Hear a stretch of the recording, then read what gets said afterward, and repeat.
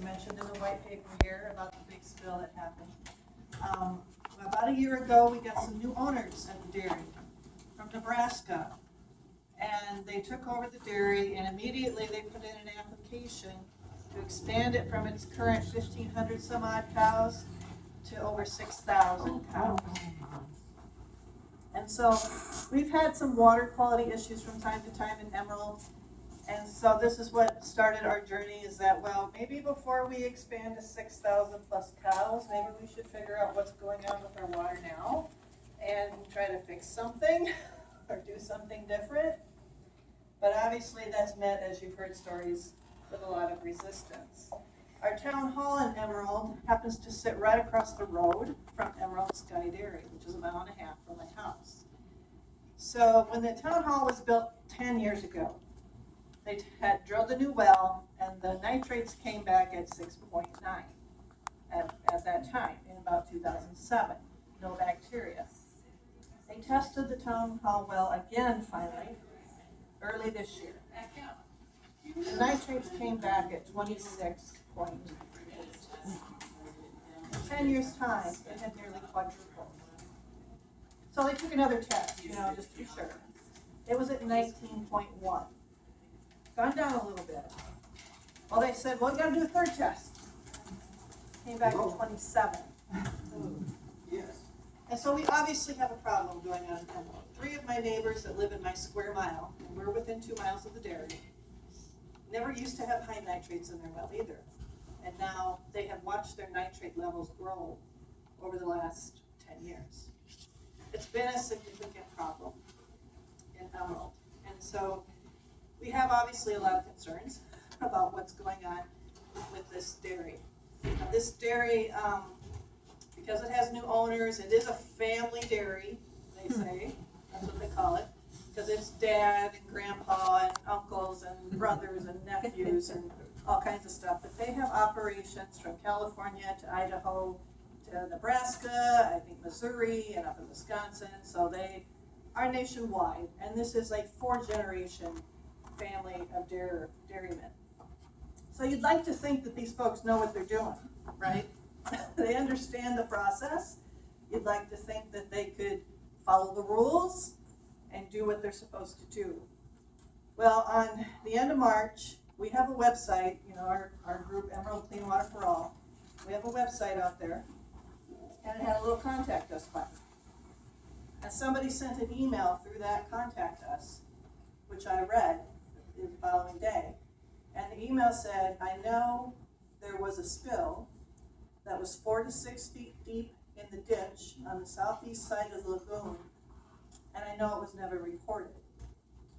Well, they never said when this happened. We just got new owners. And so did this happen like 10 years ago, or was this last week?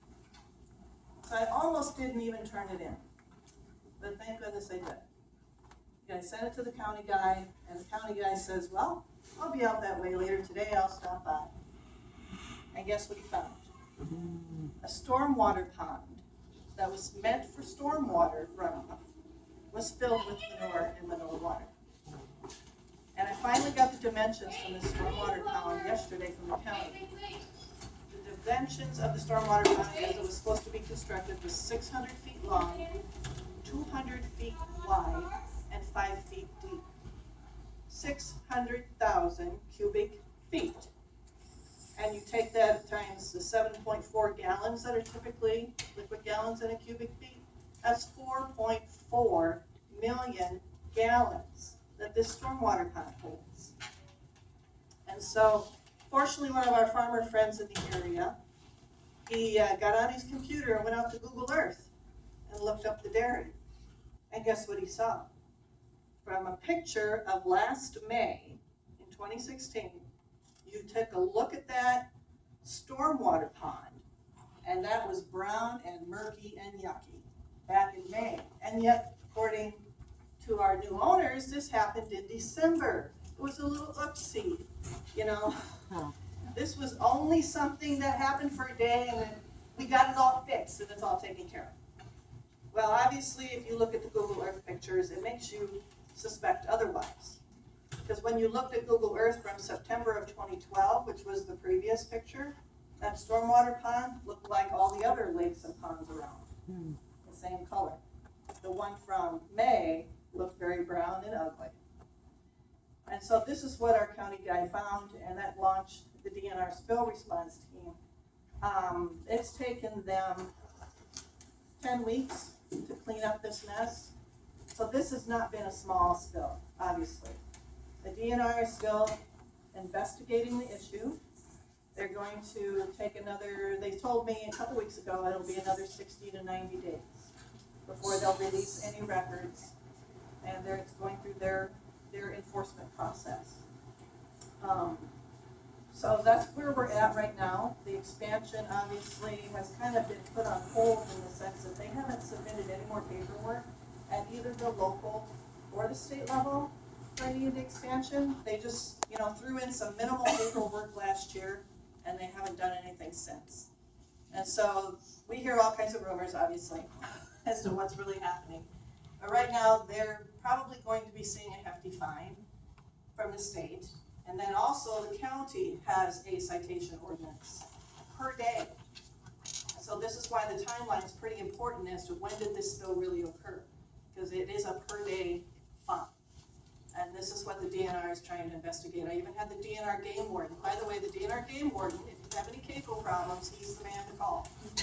I'm serious. I am serious. It sounds incongruent, but that is who you call. And so anyway, I have his personal phone number. But he called and talked to me, wanting to know if I knew any more details to the timeline, so that he could have a better estimate of when this actually happened, or has this been going on for who knows how long, That's what we just don't know. And so that's where we're at with this dairy, and we're trying to get our county to put some protections in place. We do have a groundwater study committee going on right now, and they're discussing all the options, which of course, because as Rachel was saying earlier, the state limitations, there aren't a lot of options.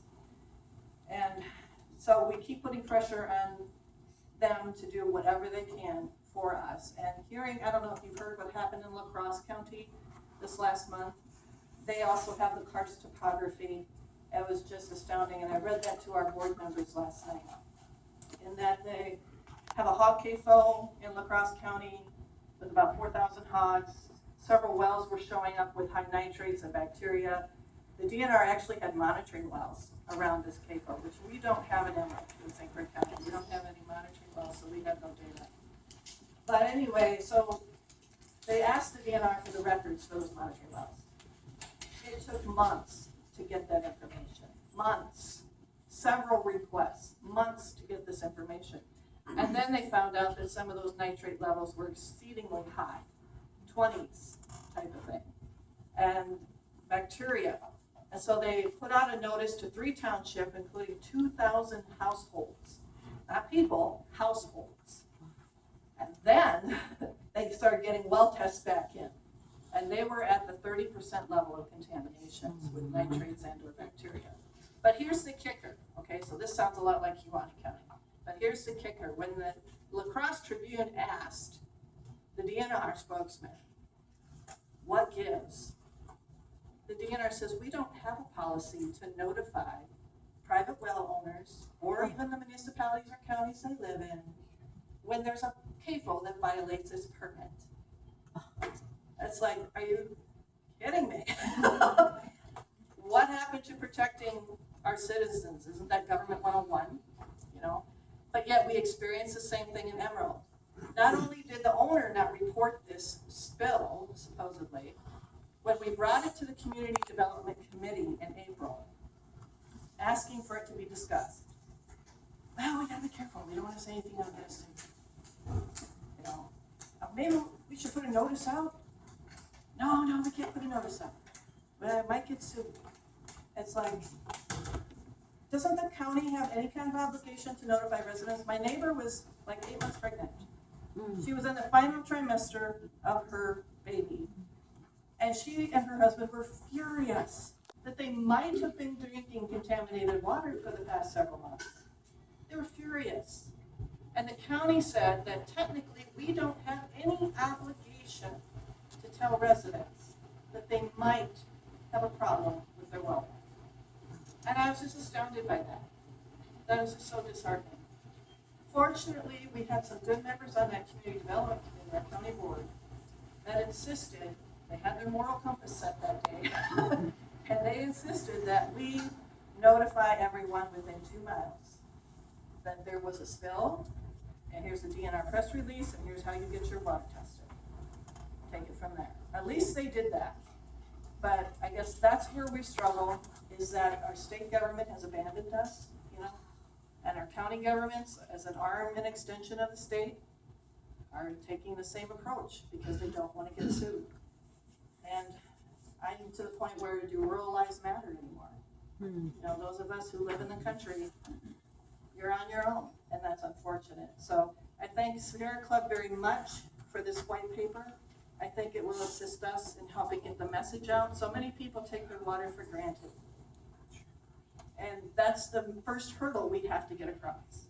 We gotta help people understand that your water isn't as clean as maybe you think it is. And what can we do better? We can all work better to do and make improvements.